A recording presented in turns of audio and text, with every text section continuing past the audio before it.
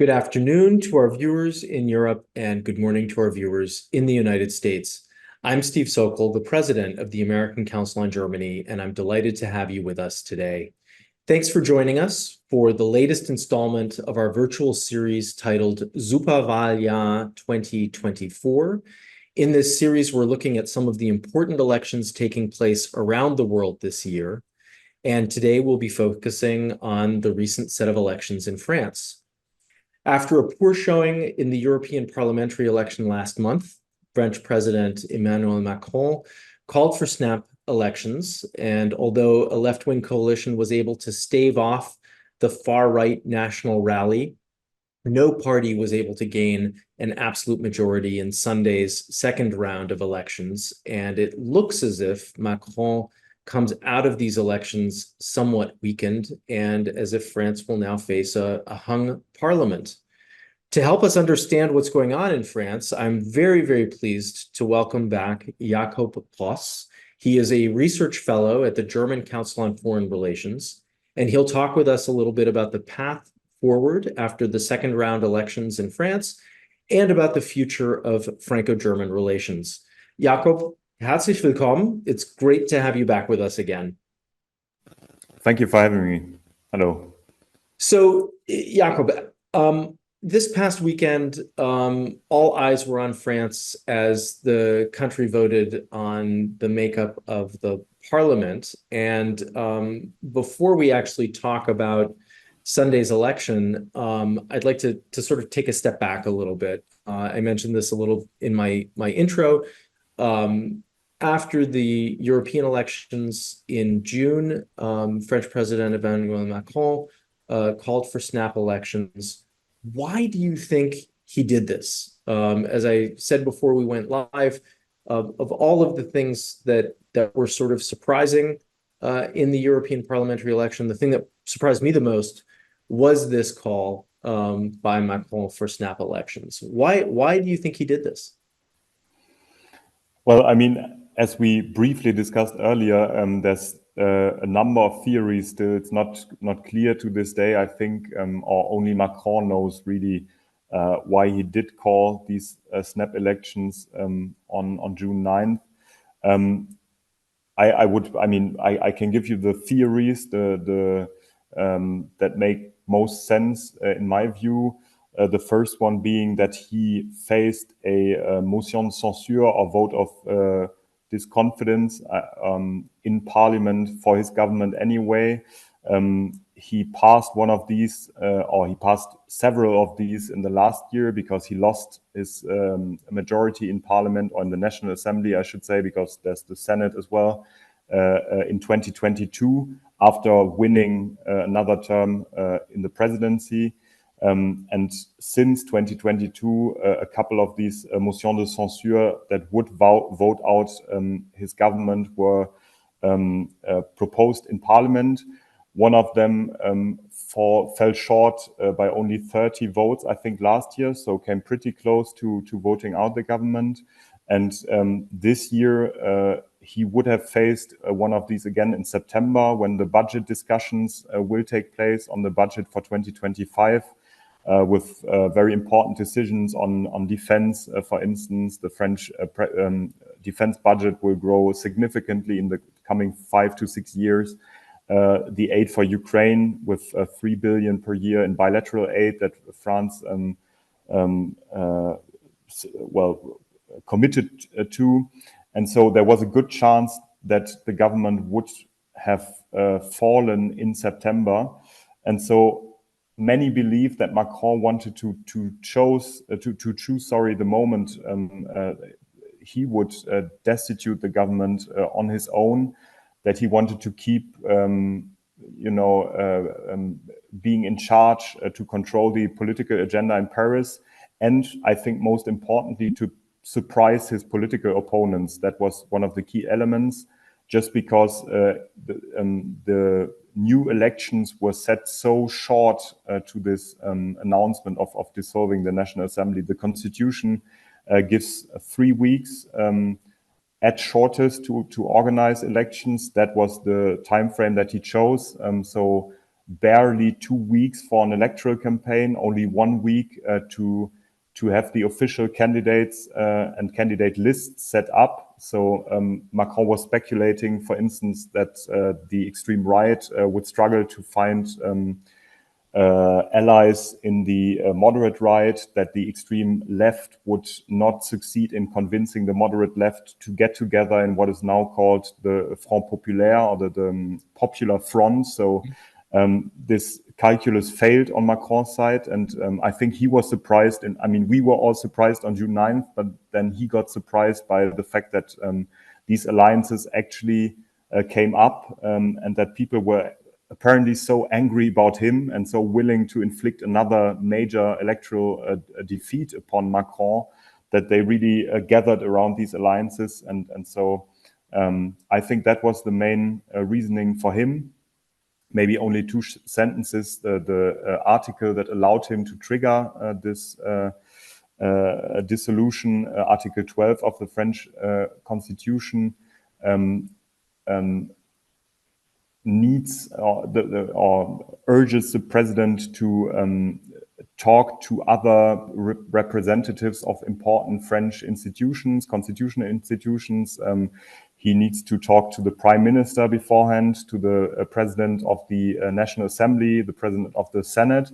And apparently he did so, but only after announcing what he wanted to do. And so there's a discussion ongoing in France, or taking up pace. Just today, the president of the Senate, Gérard Larcher, published, or an interview was published with him, where he says this was anti-constitutional, that Macron violated the constitution.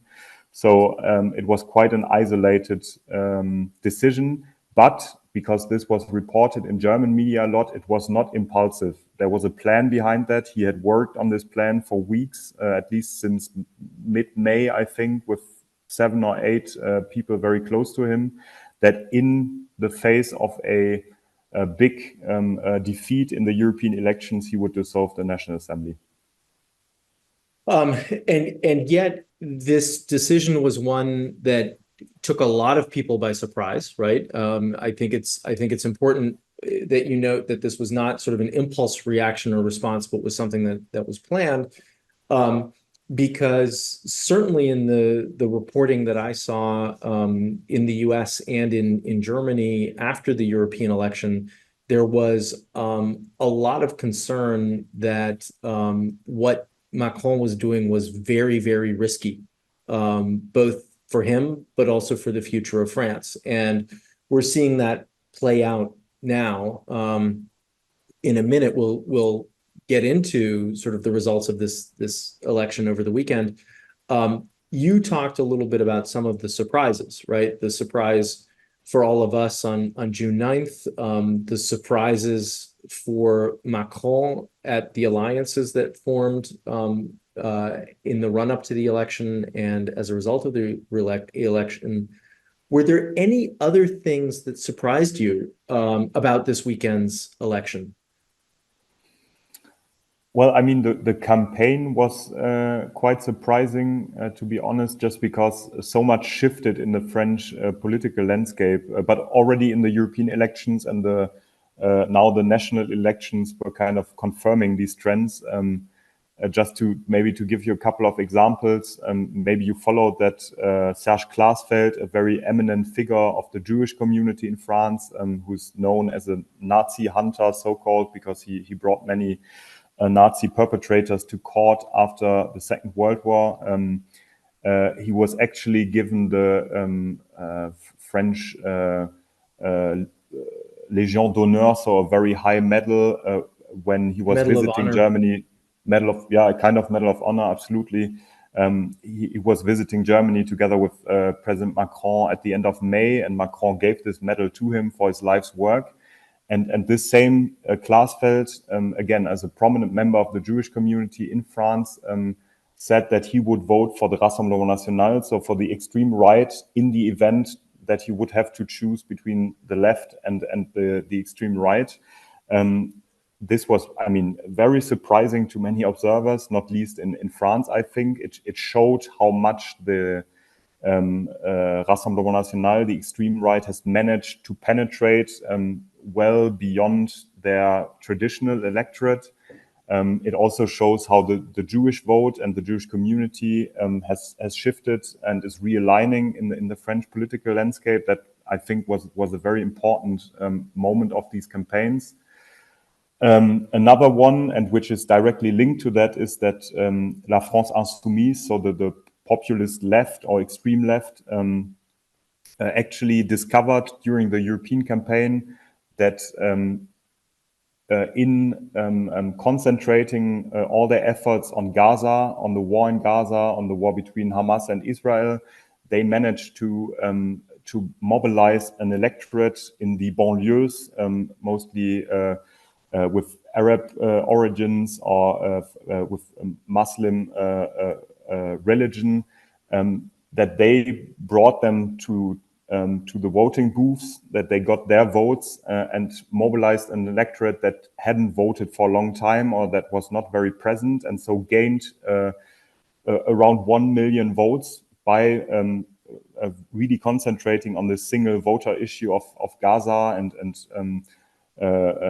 targeting Israel very aggressively. And so I think on the left, this was a new electorate emerging, and as I think as a direct consequence, or to a certain degree at least, the Jewish electorate shifted to the right or to the extreme right, that is now trying to position itself as a shield against political Islam, against Islamism in France.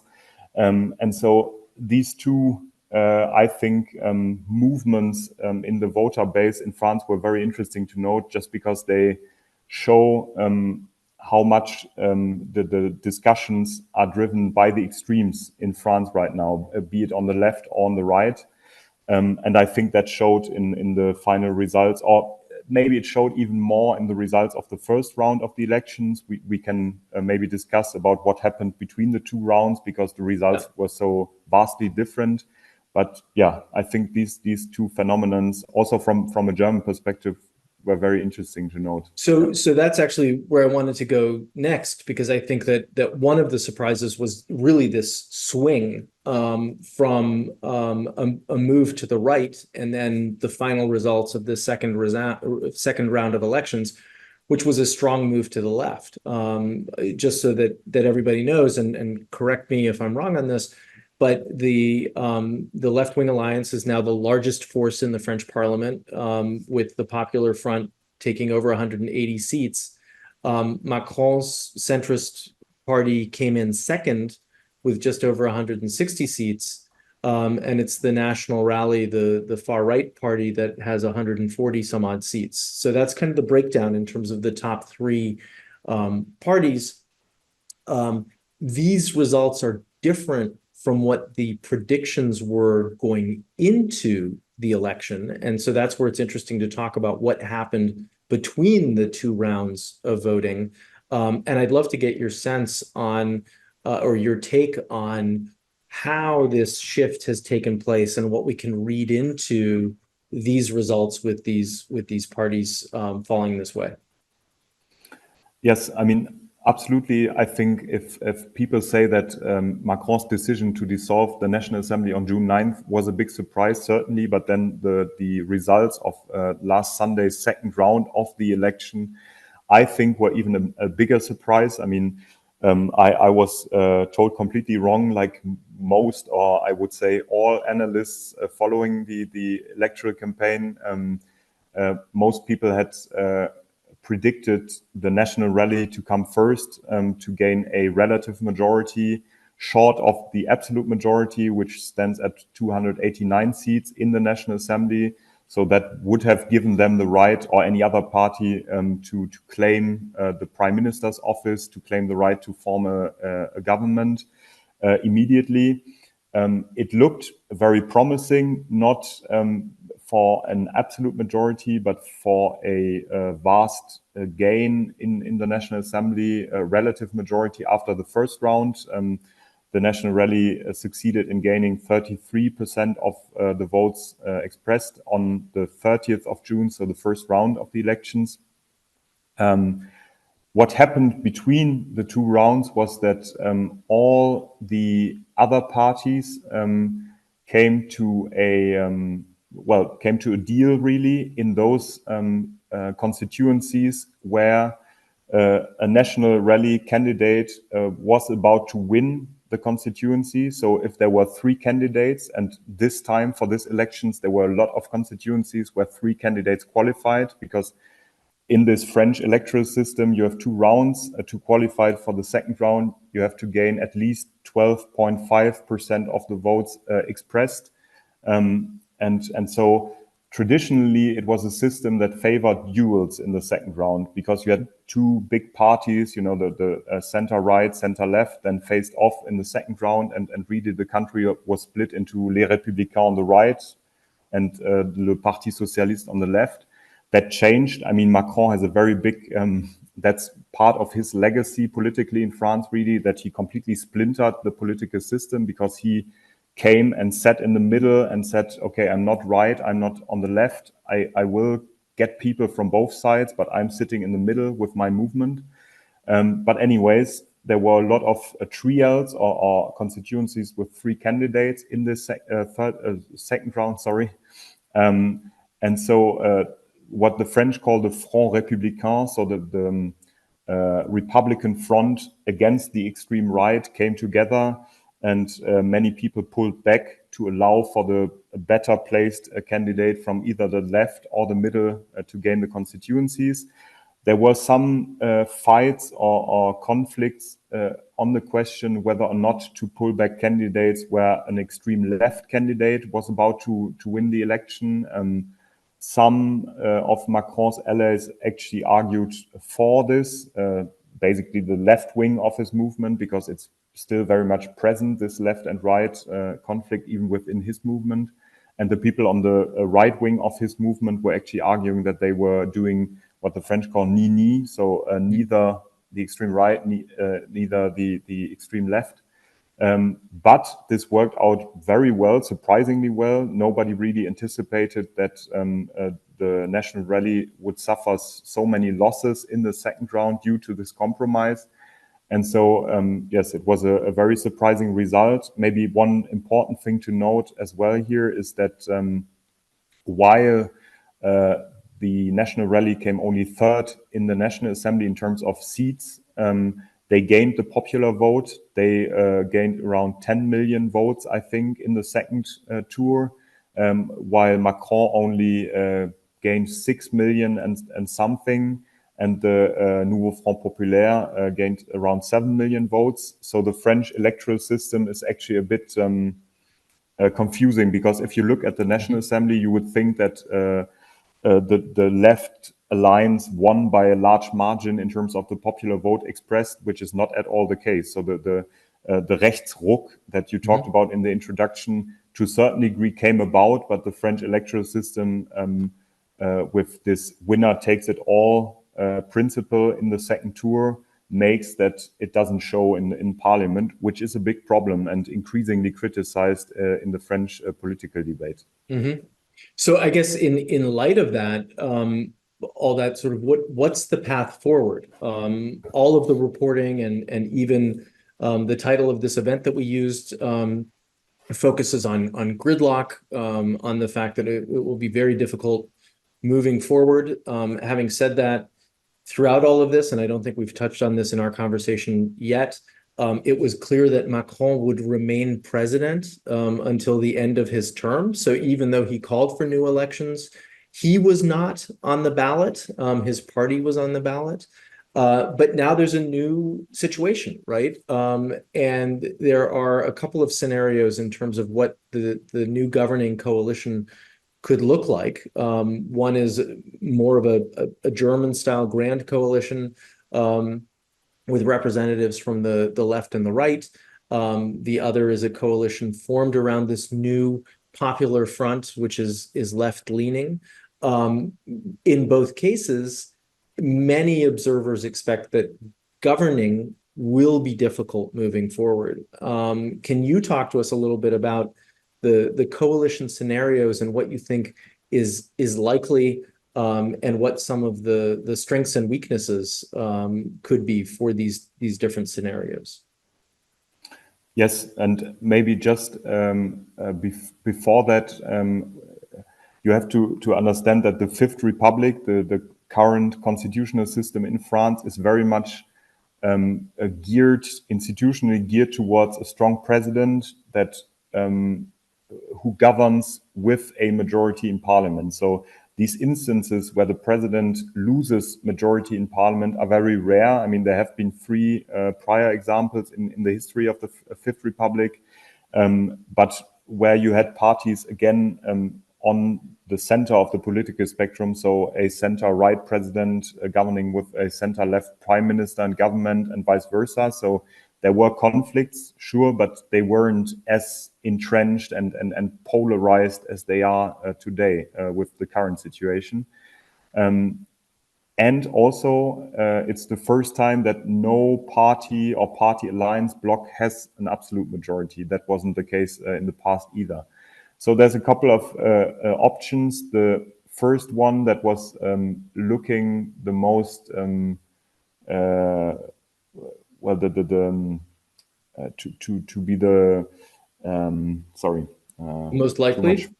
The most likely, yes, thank you. The most likely option after a Sunday was a minority government from the left-wing alliance, that they would simply form a government,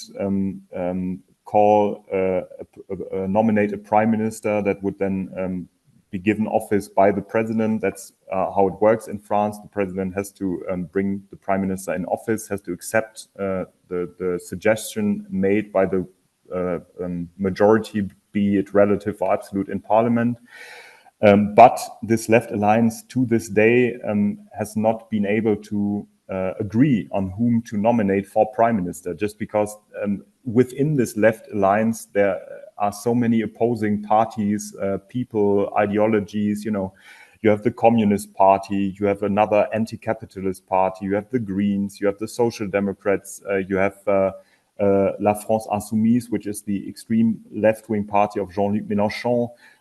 They all want their share to a certain degree, and they really, I mean, they fixed to tomorrow as the deadline to have a candidate, but it's, I mean, so far it's not looking great, and so they are kind of failing this big attention on them to be ready to take responsibility and to govern. So a second option emerged very prominently yesterday when Macron published a letter to the French. I mean, he has done so in the past. So he addressed the French people as president and wrote in this letter that nobody won the election, which was already in itself a big insult. At least it was felt like this on the left, because they felt like clear winners of this election. That nobody won this election, that no bloc of these three blocks, so the left, center, and right, was able to govern on its own. And so he called for the Republican forces, so everybody in the middle, if you will, excluding the National Rally and La France Insoumise, to come together and to form a government, which was nearly immediately refuted by the socialist parties, so the center-left, and by the Republicans on the center-right. And now it's I mean, it's very unclear, to be honest. One other option could be that Macron or Macron's allies and his party go into a minority government with the Republicans on the center-right. There's ongoing negotiations on that, because within the center-right party, there's also very differing views. Some of them actually teamed up with the National Rally, so went to the extreme right. Others want to work with the middle. Others want to remain independent.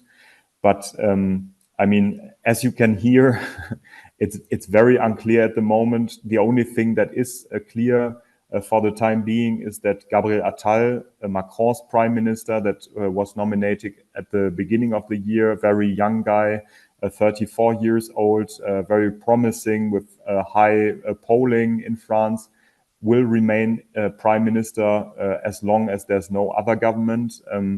to also assure a certain stability in government, because as you know, the Olympic Games are coming up. There's huge concern with regards to interior security.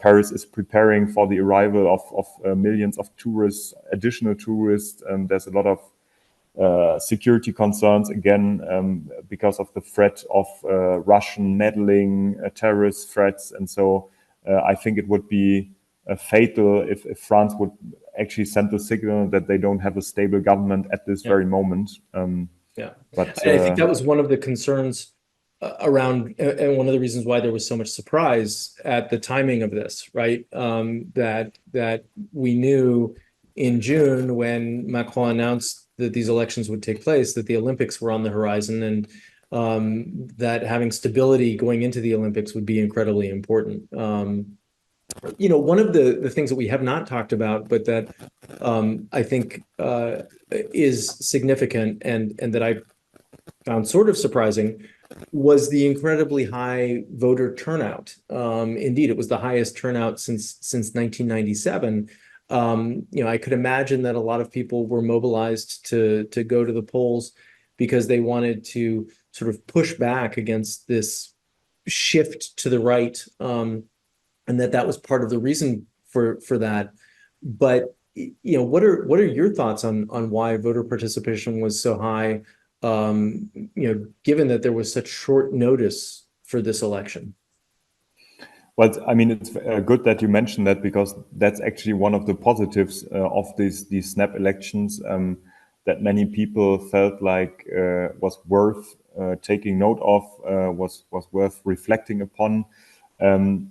I think it's true that part of this electorate motivated to go to the polls twice, because both turnouts were historically high, was motivated by this counter the rise of the extreme right effect. Another electorate that was pulled into the election, as I said earlier, was probably in the banlieues, so people that hadn't voted before but were really keen on expressing their vote on the single issue of Gaza. I think that's certainly not a majority of this extra voters, but I think it's noteworthy. And then also, and that's kind of countering the first argument, the National Rally actually managed to motivate its electorate quite impressively. These were people who often in the past were sympathizing with the extreme right, but weren't really, were too fed up to a certain degree, or maybe too lazy, honestly, to go to the polling booths and to vote. And they did vote these times. That's, I think, why the National Rally gained the popular vote in both rounds by quite a margin. But again, to turn this a bit into an optimistic view, I think it's some people have commented that it's a chance for the French political system to change something. There's a lot of talk about changing the electoral system to introduce a proportionality, if that's right. So to change from a system where you have this winner takes it all logic to a system where the popular vote is much more consistent with the seats then attributed in the National Assembly.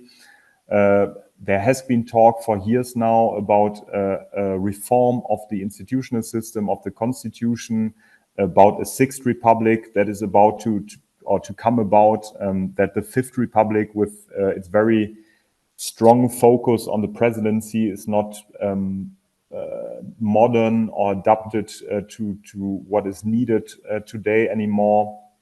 The National Rally, both the National Rally and the populist left, has been demanding referenda for quite some time now. So to introduce regular referendums, I think, from a German perspective, people are very hesitant about direct popular votes like Brexit, for instance, or other ones in the past. In France, there's a lot more leeway, I think, to these kinds of channels. And so, that are some of the lessons I think that are drawn from this very high voter turnout, which is definitely a positive. Yeah, Jakob, let's spend a couple more minutes talking about what's going on the right and the national rally. As we've mentioned, the national rally gained votes, but still it finished third. And so that means it certainly continues to be a force to be reckoned with, and you know we can't think that its strength is weakened. It did not do as well as many people anticipated it might. But what does this result mean for the far right? Well, I mean, many people speculated about, and we are going back to the beginning of our conversation, that one of the reasons that Macron called these snap elections was to lure the national rally into governing responsibility, and then to show to the world or the French electorate that they are incapable of actually governing, of actually drafting concrete policies, of putting their program into action in government. That has been a criticism against the National Rally and against the Front National before for decades, that they are this opposing party that is always criticizing but never proposing actual alternatives. And I think to a certain degree that might have been a motivation of Emmanuel Macron on June 9th. I think that some figures in the national rally were actually afraid of winning the elections because they knew that they weren't ready, because there's not a, you know, they don't have a lot of experts, a lot of high-level hauts fonctionnaires, they're called in French. So people who can actually, well, take a ministry, govern and manage an administration of 30, 40,000 people. They have gained some of these profiles. Fabrice Leggeri, who has been leading Frontex for many years and who joined them in the European electoral campaign, is one of them. He is a alum of ENA, École Nationale d'Administration, just like Macron. So he's this very typical French high-ranking civil servant.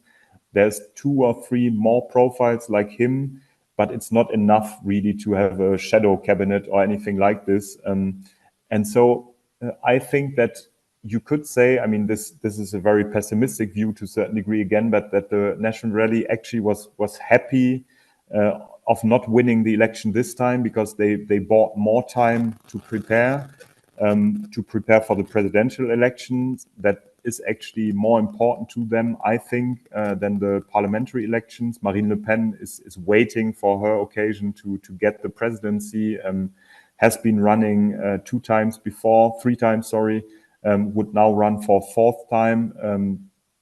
And so, yes, there was a lot of disappointment last Sunday within the ranks of the National Rally, because for a short period of time they thought they could really take power in this election already. But I would think that many people were actually a little I'm so much in French in terms of language, sorry, soulagé. They were so What's the word in German? No, sorry, erleichtert. They were actually They were relieved. Relieved, yes, that they didn't have to assume power just now, and that they maybe have 1, 2 or 3 years more to prepare, to gain profiles, to lobby within the administrations, to convince people to join them in terms of career options, because that has been ongoing for years, but they are not quite there at this point.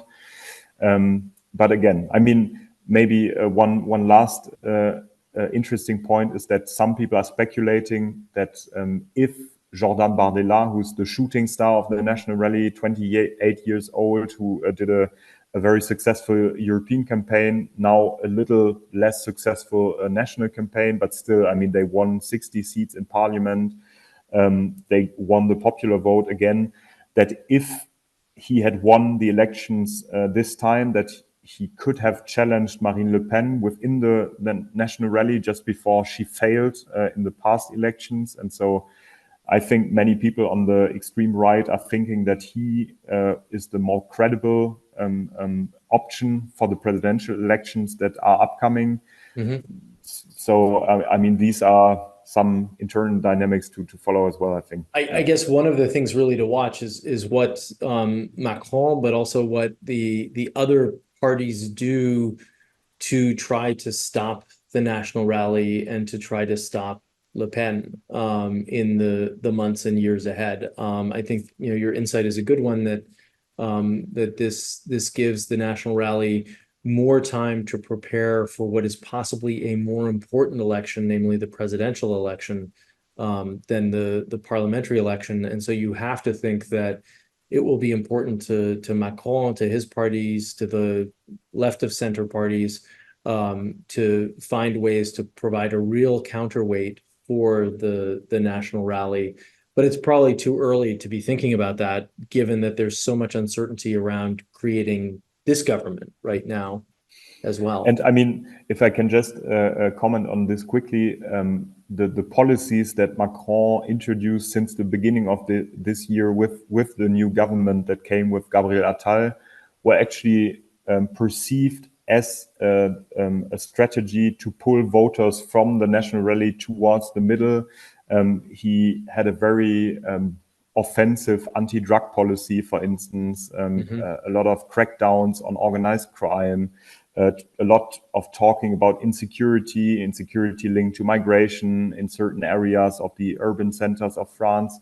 Gabriel Attal, who used to be a Minister of Education, came into power or in the Prime Minister's office by promising the French teachers, actually, who are very important electorate, I think, that he would restore authority in the Republican schools, so in the French school system. I mean, you might remember the tragic killing of Samuel Paty in 2020. There has been a feeling that insecurity is gaining the French schools. And so that was the prime strategy since the beginning of the year, but it didn't really work out so far. And that's certainly a point that many in Germany watch, just because the German conservatives, CDU, with Friedrich Merz, are thinking about what to do about a rising AfD, if they should adopt more right-wing policies, a more aggressive strategy to gain a right electorate that is fading away to AfD, or if they should stick to the middle of the Merkel years. So I certainly wanted to ask you about the implications of this election in France for Germany and how German politicians are thinking about it. But before we go there, one of our viewers anticipated some questions that I had about France's foreign policy moving forward. One of our viewers is curious to know what the implications of this election might be for the French stance on key foreign policy issues like the support for Ukraine, hawkishness on China, on trade and competitiveness issues, but also Macron's concept of strategic autonomy for Europe. These are all key questions where Paris has played an important role. How do you see that evolving? Well, I mean, you said it, Paris played an important role in the past years, but if you talk about French foreign and security policies, since 7 years, it's mostly Macron, if you're honest, because he presidentialized the French system that was already very much centered on the presidency so much that he was absolutely in the driving seat on key decisions in French foreign and security policy. If you go back to 2017, the reaction of Macron and Merkel to the beginning of the Trump presidency, the commitment of the Franco-German couple to strategic autonomy, the big defense industrial projects like the Future Combat Air System, a main ground combat system that were introduced in 2017. Then 2019, NATO's brain dead, the Russia policies, Macron trying to get closer to Putin, to build what he called the European security architecture, including Russia, to lure Russia away from China. Then the war in Ukraine, Macron massively backpedaling on his Russia policies over the month and becoming the most important or most aggressive voice really with regard to Putin and the Kremlin in Russia. I think the Ukraine policy is maybe the simplest to discuss looking into the future, just because the parties that have gained massively in these past elections in France, La France Insoumise, they actually didn't gain votes, but they are the strongest on the left, and the National Rally on the extreme right have been very vocal about these Ukraine policies in the past. They have tried to attack President Macron for his very clear-cut positions. The fact that he, if you remember the conference in Paris at the end of February this year, where he refused any red lines with regards to Ukraine policy, that France could officially send troops to Ukraine going forward. So he was really pushing the European debate, and at times trying to push the Chancellery in Germany as well on the Taurus deliveries and all these debates of the past months. And this could cease just because Macron will be weakened. I mean, the French president has a very dominant role in the constitutional system with regards to foreign and security policy, what the French call domaine réservé. But this is in parts only working if he has a majority in parliament, just because he needs votes on budget issues. So for this year, for instance, the bilateral aid that I talked about in the beginning, the 3 billion in terms of weapon deliveries and support to Ukraine coming from France directly and not from the European Union, are secured, but they need to be voted for next year. And I very much can see a scenario where these 3 billion are actually challenged in parliament by the populist left and the populist right, who say, why do we keep financing the war in Ukraine when our schools crumble, when, you know, I mean, the same narrative really that you see in parts of the German electorate in Eastern Germany with Bündnis Sarah Wagenknecht, so the extreme left, and the AfD on the extreme right. So I think, yes, Ukraine policy is probably the best indicator to see how much Macron will be able to keep the driving seat, or how much he will be challenged. I'm not so sure about China policy. I'm following that a lot less. But yes, for Ukraine policy, certainly something to watch.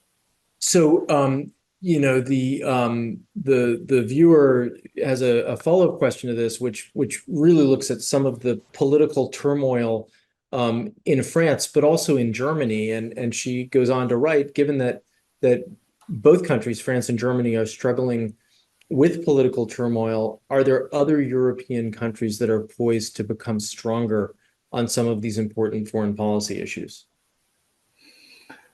Well, you know, ever since Poland or the Poles elected a more liberal government in the last election, there was a lot of attention on Poland, also on this triangular relationship called the Weimar Triangle between France, Germany, and Poland.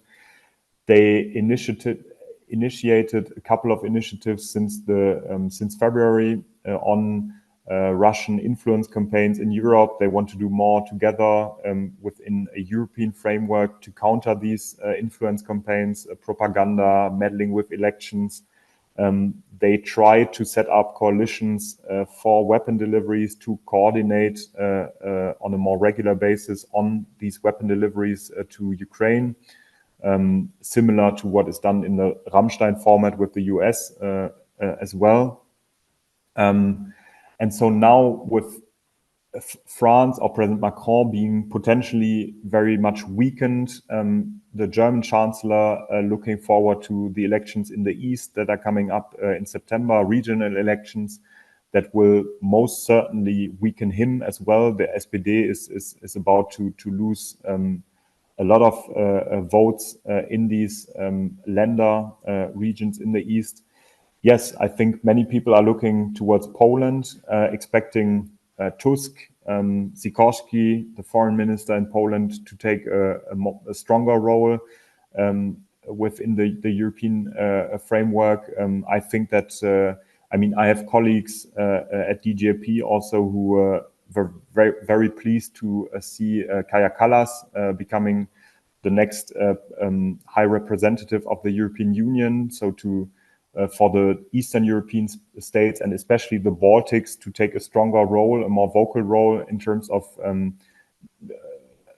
coming up with a European strategy to define the European pillar within NATO that everybody has been talking about for quite some time now.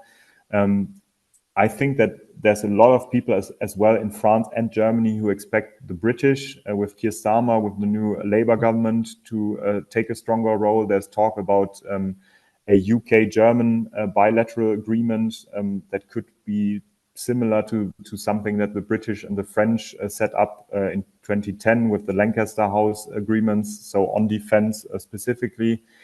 But I'm probably not very objective on this, but I still think that the Franco-German relationship is very much at the heart of European integration, of the European institutions, and that if this relationship is dysfunctional or can't really create momentum because both countries are so inward-looking and concerned with their own problems, then the European Union can't really be counted upon to be this driving force for European security, unfortunately. I mean, especially after Brexit, right? I mean, I think that the UK is on the outskirts. But this maybe relates to another question that one of our other viewers has posed, which is whether it could be a path forward for France to take a leadership role when it comes to the European military industry or the European military industrial complex, whether there's any potential there for Paris to do more. Well, I would start with describing foreign and security policy from a political standpoint. I think that a lot of Europeans, and especially in Germany, were very much relieved in seeing that, first of all, President Macron distanced himself from these past Russia policies, talking about European security as an architecture, including Russia, with the war of aggression against Ukraine. That second of all, he is increasingly apparently willing to commit French resources to European security, so to put actions to his words about strategic autonomy that you referred to, Stephen, earlier, that the French are reinvesting NATO significantly, that there's a lot of talk about sending more qualified personnel to NATO in Paris, that I think there's a concerted effort to really bring a French perspective to NATO, that the French have upped the troop levels on the eastern flank in Romania, in the Baltics as well, that the French aircraft carrier Charles de Gaulle, I mean, that's purely symbolical, but it's an important symbol, I think, came under NATO command for the first time in history just a couple of weeks ago. So yes, I think there's this political shift, and I think that some people expect this to be coupled with a French move to claim a leadership leadership role in European defense industrial cooperation. I think many in France are a bit afraid or suspicious about Germany taking that role, just because the Chancellor introduced the European Sky Shield Initiative in October or August 2022 as one of his prime policies to contribute to European security, knowing that German industries will be profiting from this deal, and others, also American companies, Israeli companies, which was very much criticized in France. So they want their share of the rising defense budget all over Europe. I think that the French aerospace industry, Dassault, that has been very successful these past years in selling Rafale jets. They are looking to also profit from rising budgets. But I think, I know the political discussions a lot more than the industrial discussions, but the main problem for France, to be honest, is that there's still a lot of mistrust, even in Europe and even with close partners, due to the history of the French, being sovereign, the Gaullist policies of the past, of really putting a prime on the fact that France can do everything on its own, that France acts on its own. And so I think that the French will have a very hard time, and especially in Eastern Europe, in the Baltics, to replace the US, the British, who are seen as much more easy partners in terms of building alliances, doing partnerships.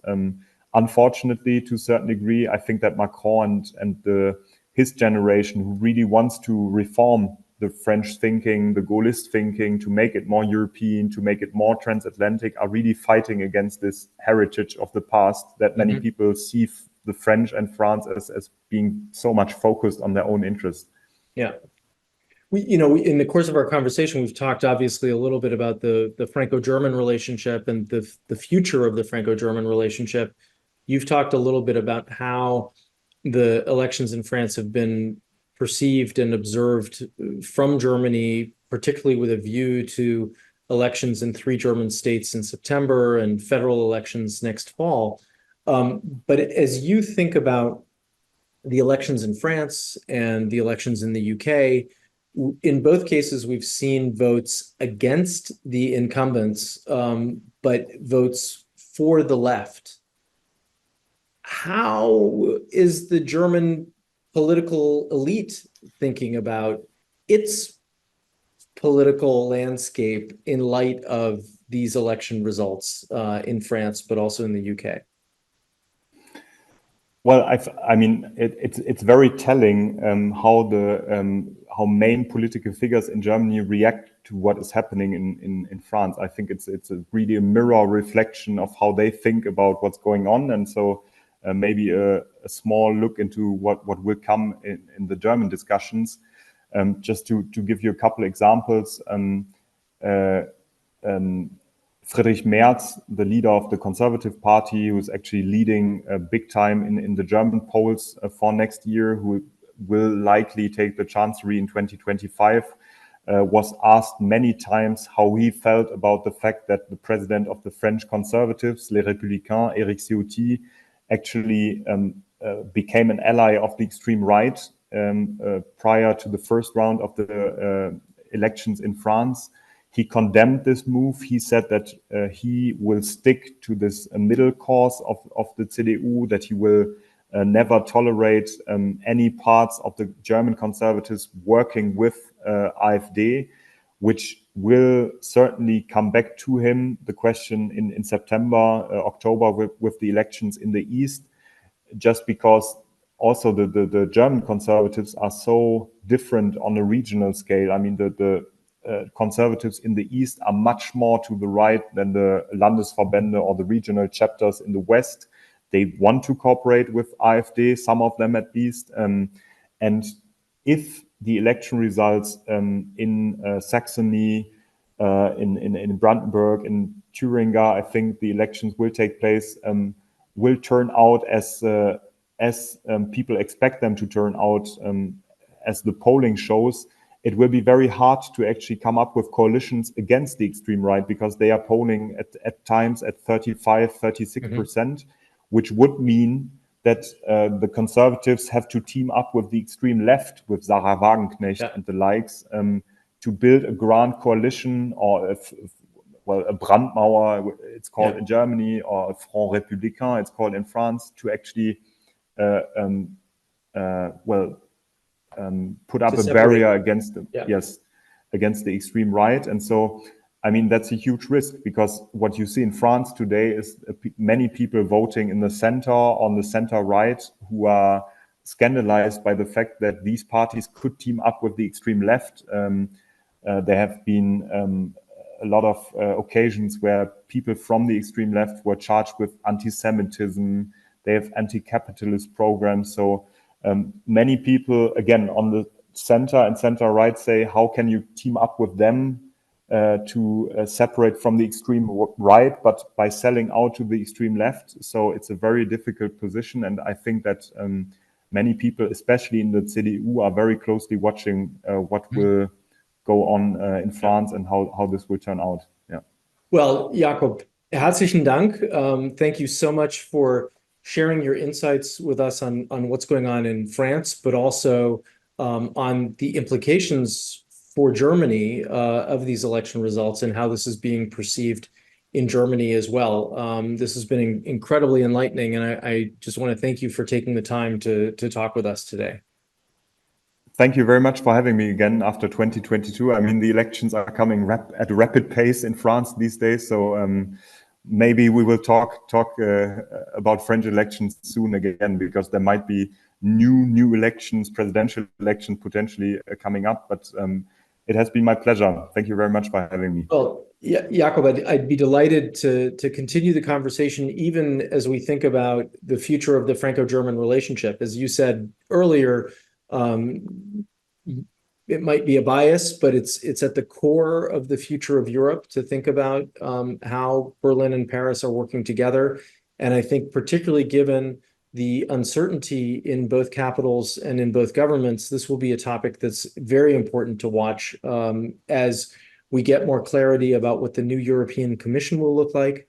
Obviously, there will be fodder for conversations as we see how the new government in France shapes up. And then, of course, with regard to Germany, there's uncertainty about whether or not the coalition will hold. Personally, I think it will hold until next fall. But there will continue to be some stressors and some infighting in this coalition and between the coalition and the opposition. So lots of interesting political questions to watch in both countries, and certainly opportunities for us to speak again.